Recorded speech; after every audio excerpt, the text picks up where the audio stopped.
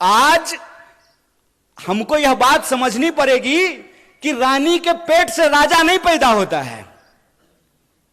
यह है नागरिकता, यह है जमहूरियत, यह है लोकतंत्र कि रानी के पेट से राजा नहीं पैदा होगा।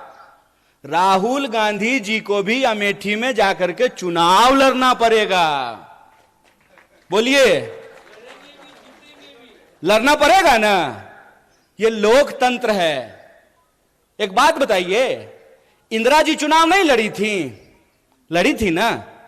राजीव जी चुनाव नहीं लड़े थे? लड़े थे ना। राहुल जी चुनाव लड़ रहे हैं ना। राहुल जी चुनाव जीत करके पार्लियामेंट में है ना।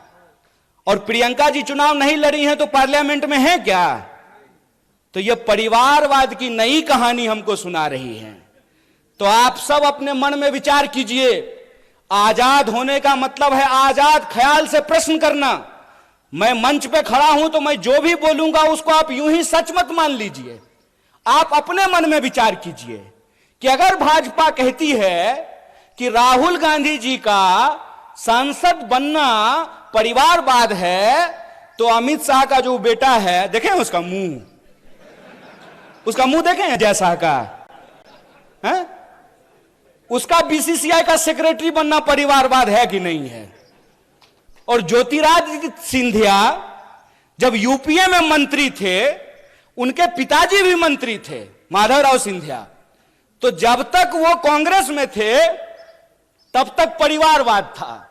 और जो ही मोदी जी के बगल में जाकर के बैठ गए हैं तो ताली बजा रहे हैं। आहा, उनकी सूरत देख रहे हैं। इतना मूर्ख हैं हम लोग, इतना मूर्ख बनाएंगे ये हमको कि हमारी पार्टी में परिवारवाद है। जो ही आप आरएसएस में शामिल हो जाइएगा तो वो संघ परिवारवाद हो जाता है।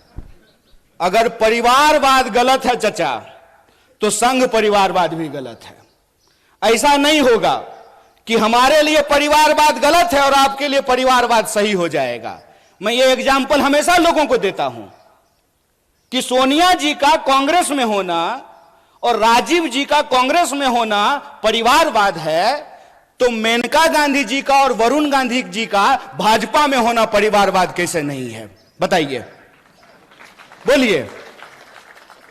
बेवकूफ बना रहे हो। तुम्हारा खेल हम समझते हैं।